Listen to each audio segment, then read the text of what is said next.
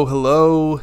Why Lyme disease breaks relationships even when everyone is trying their best.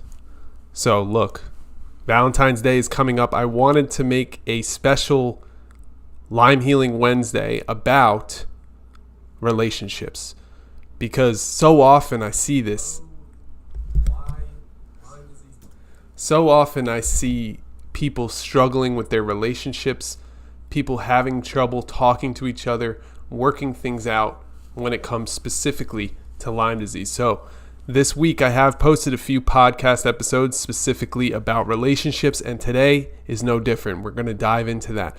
Also, if you have any questions whatsoever about Lyme disease itself, about healing Lyme disease, holistically getting better, or natural healing, please post them in the chat. I'll get to all the questions at the end of this live. So, I do want to talk about relationships and how they affect Lyme disease today, and it's really important. And one more quick note is that we do this every Wednesday. Lyme Healing Wednesday is a common theme that we hit every Wednesday to show up for the people in the Lyme disease community, and I try my best to give you high quality information, content, ideas, just ways to live with this horrible, difficult to deal with health challenge that you're going through.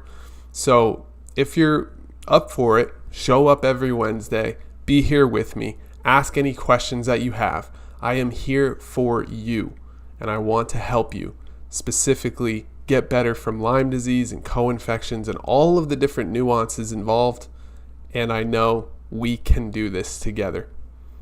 I've seen people get better. I've seen people struggling for 30 years, 20 years, 10 years get better from Lyme disease. And we'll talk more about that later. But first, let's get into relationships and how Lyme disease affects relationships.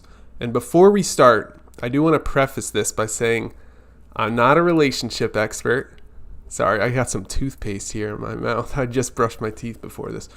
I'm not a relationship expert at all, by any means, right? I've actually divorced myself. I have a failed relationship. So I'm not coming at this from the angle of I know everything about relationships. I'm coming at this from the angle of I've talked to thousands of people who have Lyme disease and have told me the struggles that they're going through with their relationships and with their loved ones. And I've seen different patterns emerge and how we can kind of go through some of this. So I'm not a therapist and I'm not here to give life advice. I'm just sharing patterns that I see over and over again within the Lyme disease community and within the people that I help every day. So here's why this matters. Lyme doesn't just affect the body. I wish it did. That would make it a lot simpler.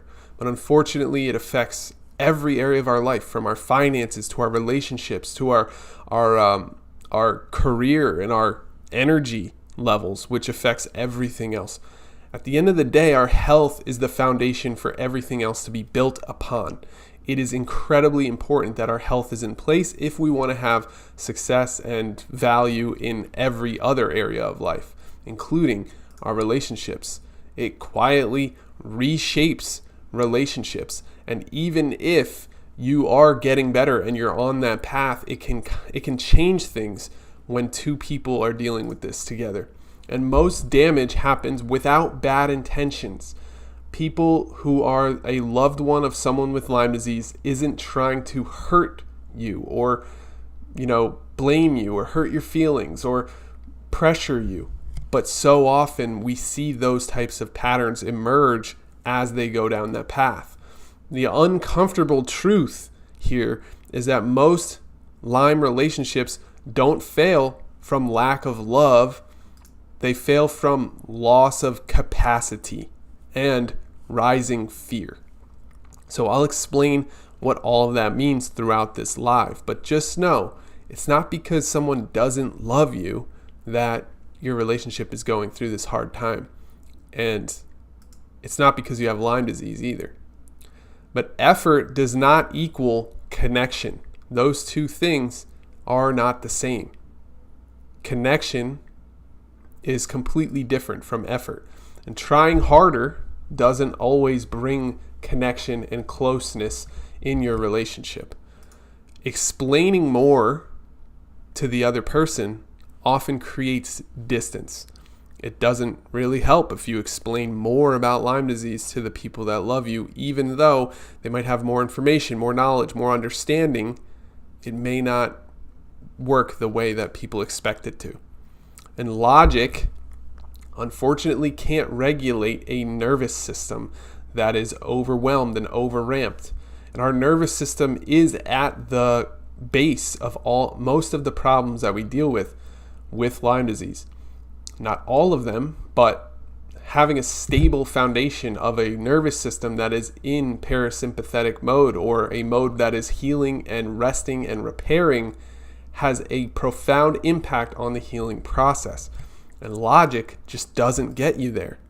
So here are the roles that tend to appear with people who have Lyme disease and their loved ones.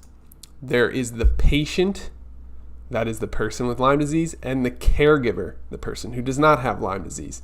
That's one of the roles that we tend to see happening. So one person has all the symptoms, all the problems, and the other person is trying to help them, trying to help fix their problems, trying to give them love and care and attention to help them get through this thing, which is absolutely great, but these are roles that do appear. There's the explainer, who explains everything to do with Lyme disease and all the things that they're learning and all the knowledge that they gain through this process. And then there's the fixer, the person who is constantly trying to problem solve and give solutions to every single thing. Then there's the canceller versus the accommodator.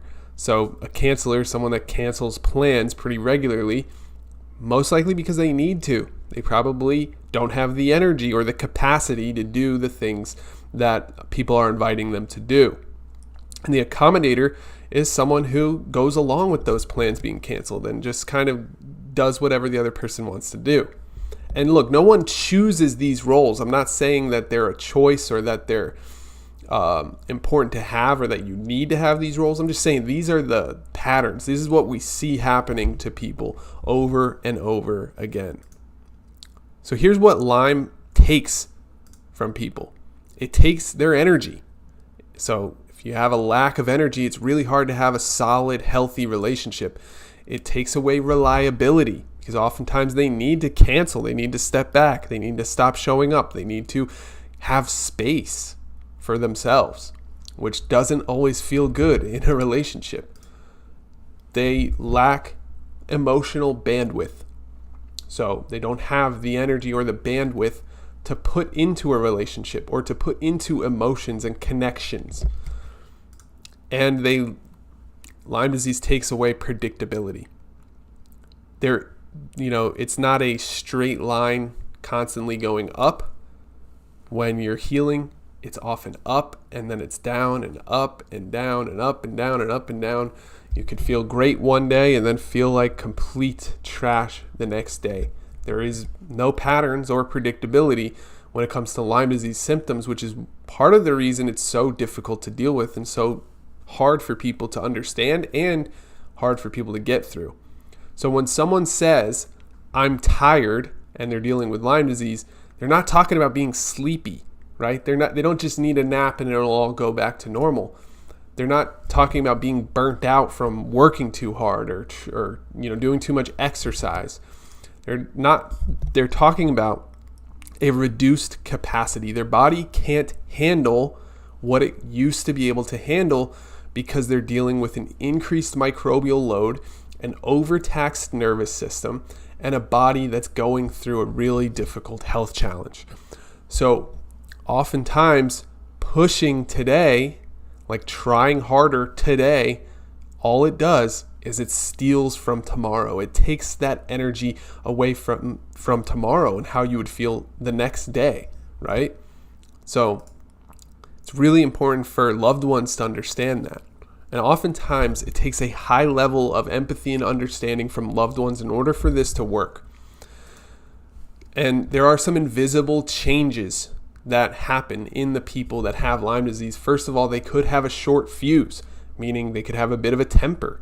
They can lash out at people, and they can show that they don't have the emotional bandwidth to deal with a lot of the feelings that they have, and they can snap on people on the drop of a dime, which is normal, but that doesn't make it less difficult for loved ones to deal with. They have brain fog, so they can't think as clearly, have as good of memory, or make great decisions when they're going through Lyme disease. They could have emotional flatness, so they're just constantly like blah. They're not super happy, they're not super sad, they're just whatever. And that's okay.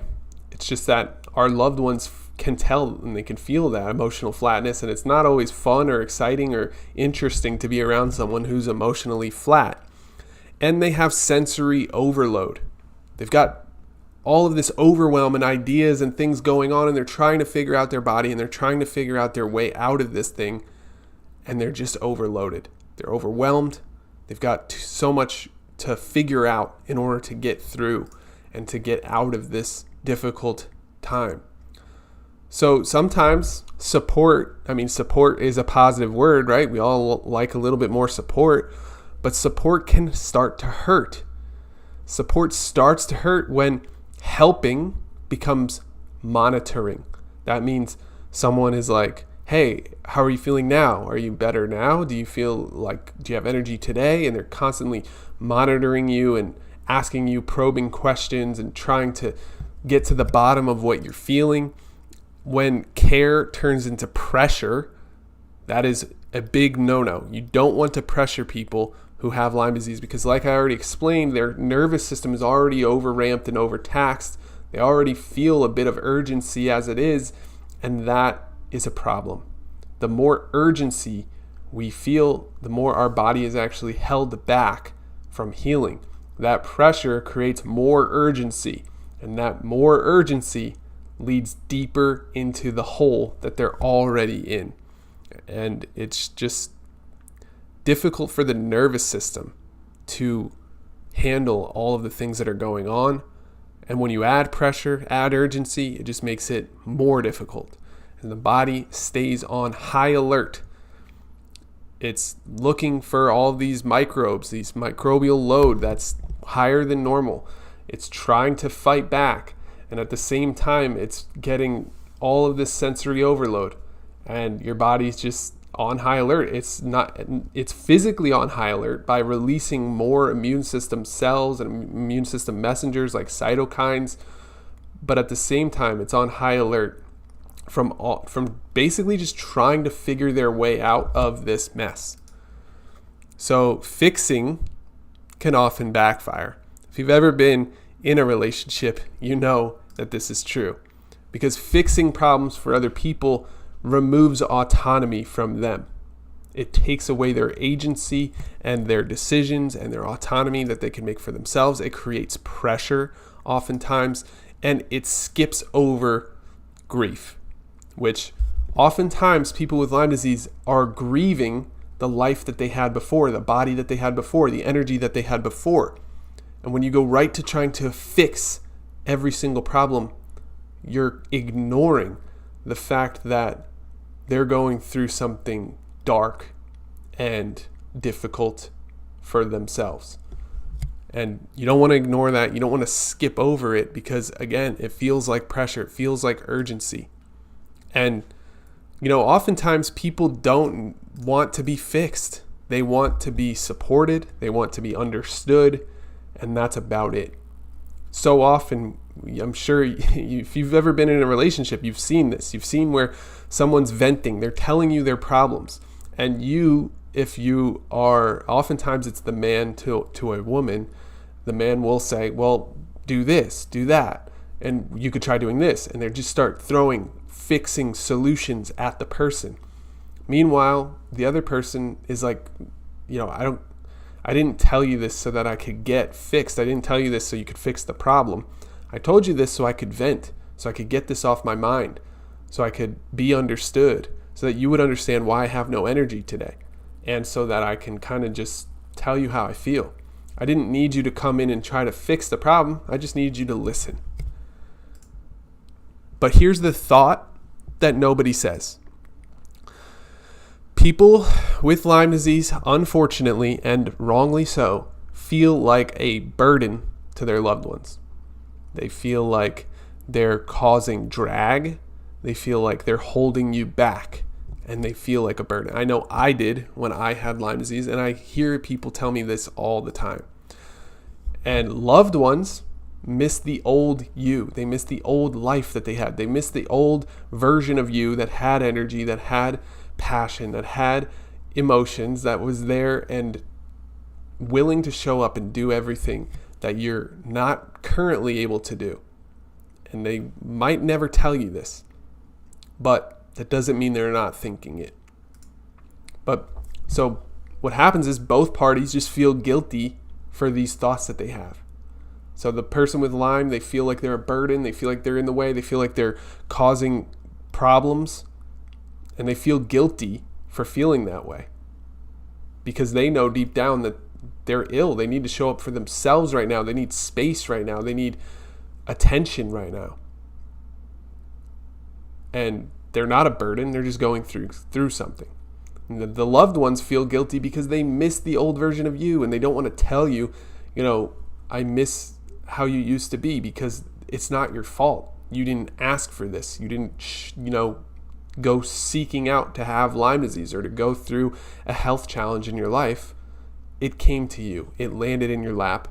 It's a problem that you're going through and that you've got to deal with. And now both parties feel guilty for these dark thoughts that they have. But slowly over time, that can cause resentment. There's unspoken needs. The people that don't have Lyme disease they need energy. They need support too. They need a healthy version of you. They need excitement and passion, and they want to go do fun things. But oftentimes you're not able to. And so a lot of these needs are unspoken. They're not said out loud because it just adds pressure to the other person, which isn't fair. But at the same time, slowly over time, resentment builds. There could be suppressed disappointment at the bottom of everything. There could be silent anger. Oftentimes people with Lyme disease are angry for what they're dealing with, for what they have to go through. And most of the time, it's like another problem on top of a bunch of other problems that happen that have nothing to do with health. For me, I was going through some really hard, dark times in my life, and then Lyme disease came on top of everything else. And there was times where I was extremely angry for having to go through all of these hard times and deal with Lyme disease on top of it. It was like, can I just get a break? And that's how a lot of people with Lyme disease tell me that they feel. Just 1 second, gotta take water.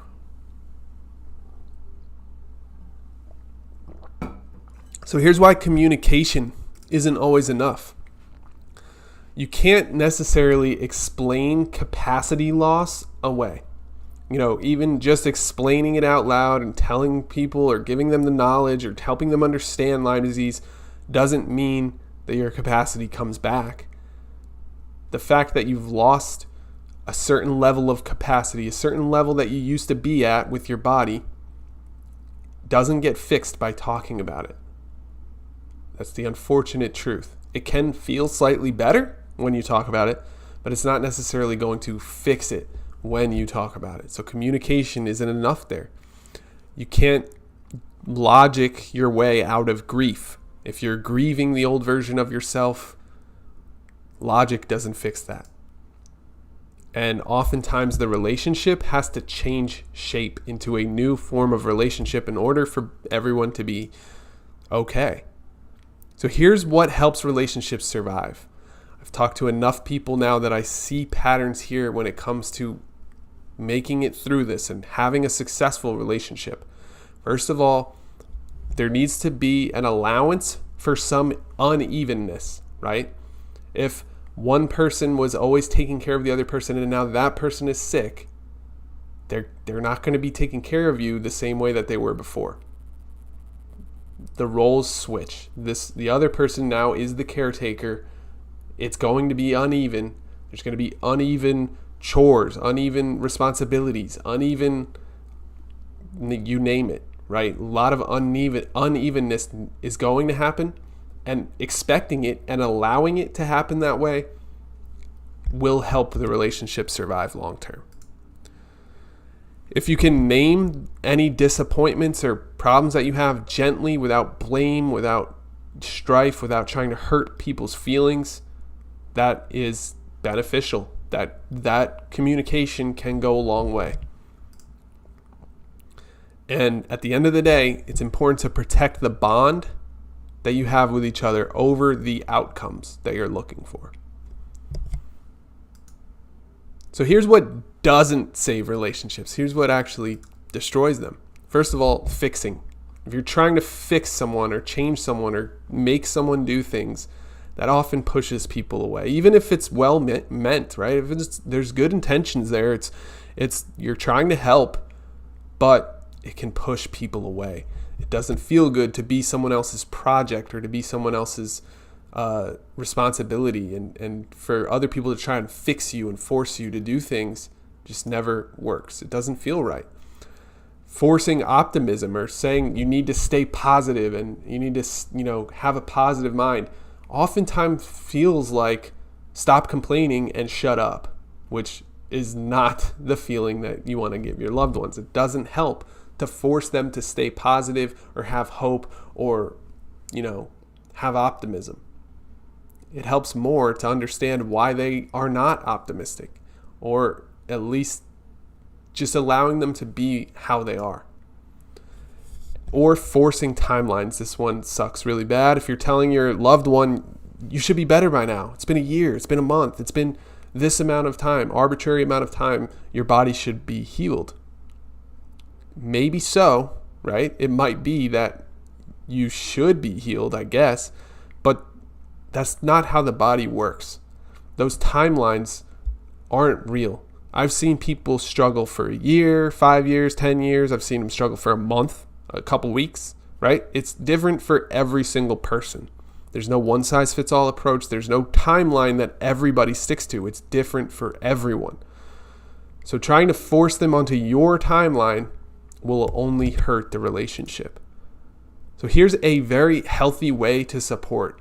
I'm hoping that some of this is resonating, and you can even share this video with a loved one so they understand how you feel as a person with Lyme disease, and you guys will understand each other more, and maybe we can save a relationship or two from just having this conversation and talking through this.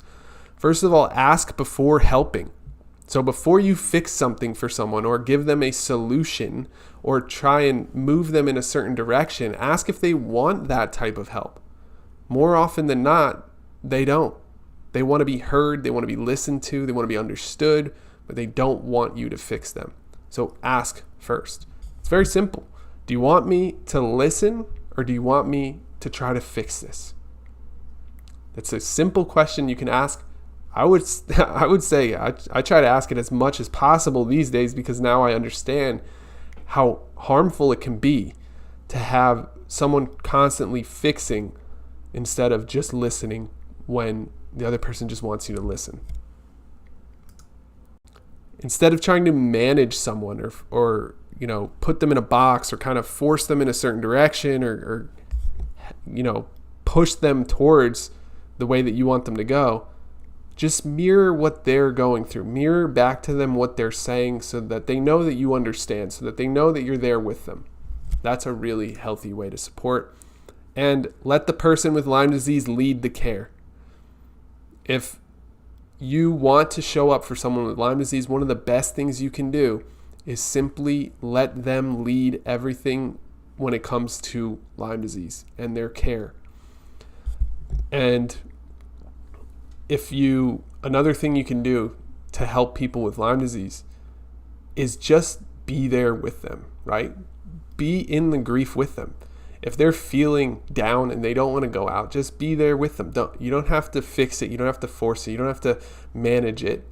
You just have to be there. It's actually simpler than it is more complex. It's just people make things complex and difficult.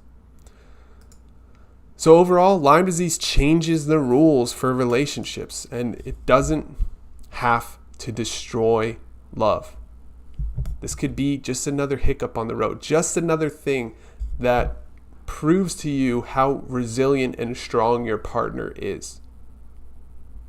You get to see firsthand how they're going to handle a difficult challenge in their life. And that's looking on the bright side of things, sure, but at the same time, don't let this destroy a close connection or a strong bond. In the name of Valentine's Day coming up, let's try to keep our loved ones close.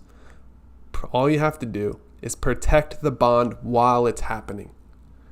Don't try to change it, fix it, force it, pressure it. Just protect the bond that you have while Lyme disease is happening, and everything will be great. And if not great, it'll be better than the other way.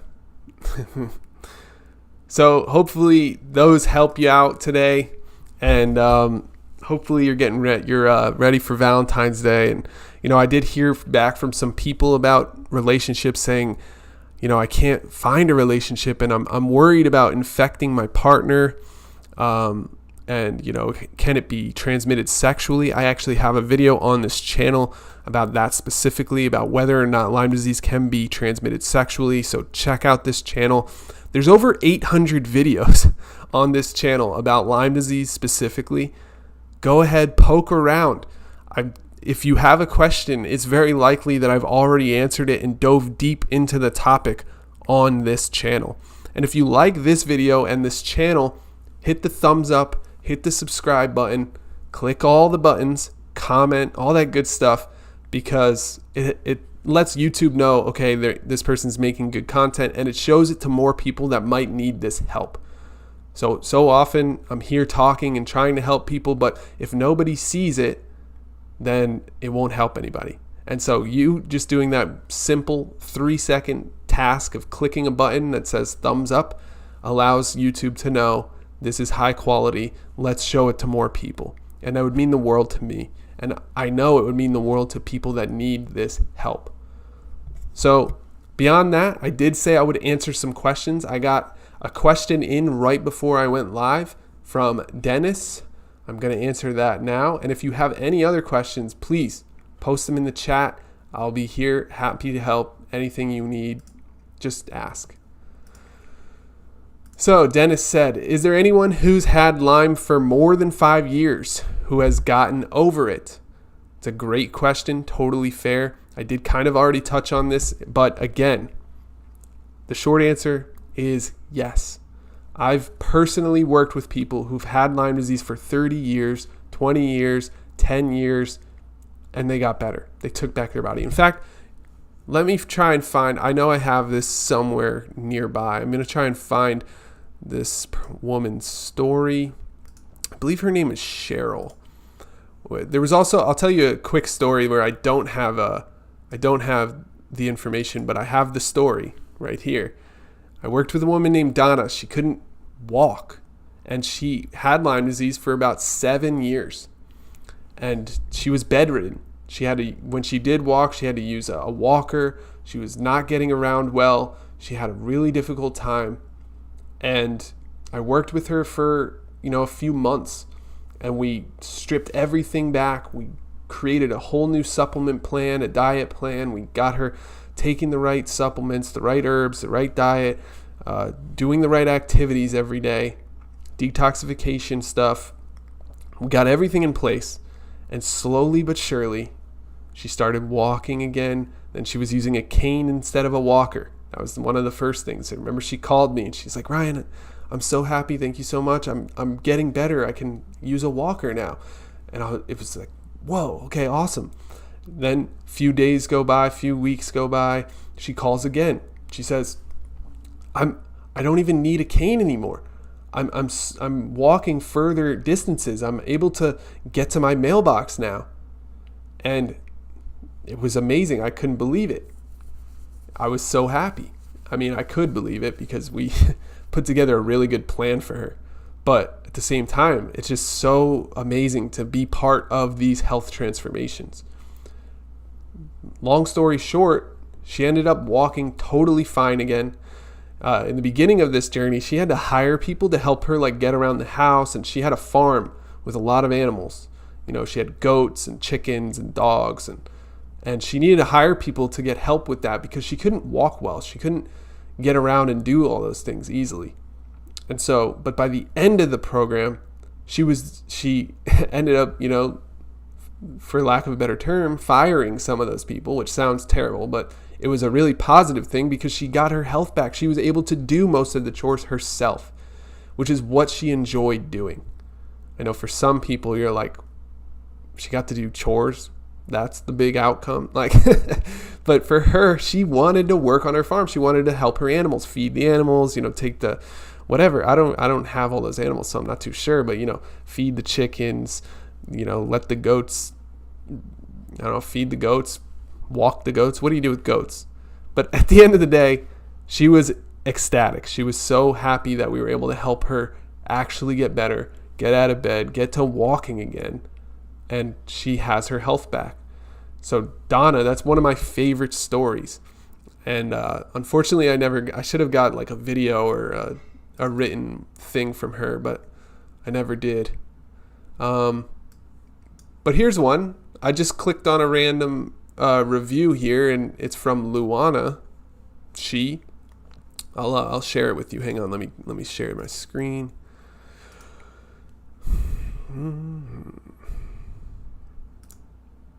There we go. Oh, wait. So Luana said, amazing products. I battled Lyme disease and Morgellons as a co-infection for nearly 8 years total. My life was so miserable with the rashes, breakouts, fatigue, muscle and joint aches and pains, fogged memory to the point at times I'd have to look at my husband and ask him, what's our home address here?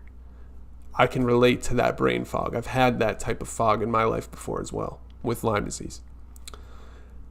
Then I ran across an ad for the Lyme Wars herb box, which is what we used to call it. We now call it the Lyme Wars recovery kit or the Lyme Wars protocol. Whatever you want to call it, doesn't matter. It's at lymewars.com. But she goes on to say, let me see. I took them as directed, ate extremely healthy, drank plenty of water daily. Some days I did still have to push myself, but the longer I remained on the Lyme Wars herbs, the better and better I got. I can honestly say how wonderful it is that I feel like myself again. So that's someone that 8 years. There you go. That's an example. That's not even the one I was thinking of when I first started looking. But let's see. Let's see what else. I have another one here. I know there's a really good one.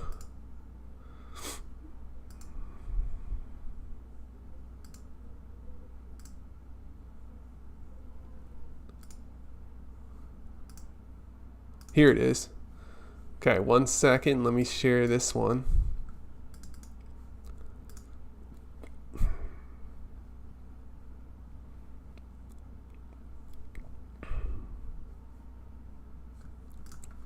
Oh.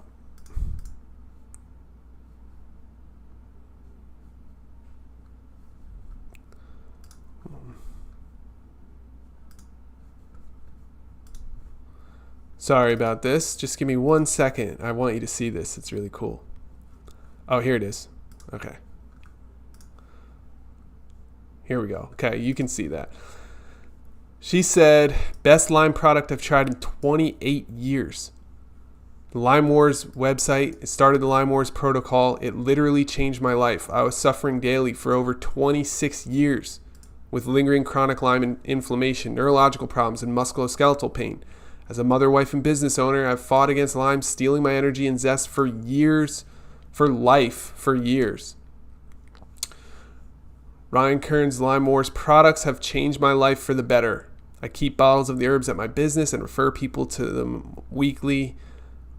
I'll be 43 this week and feel better, younger than I have in over half my life. I'm very grateful for these products and thank God every day that I found them.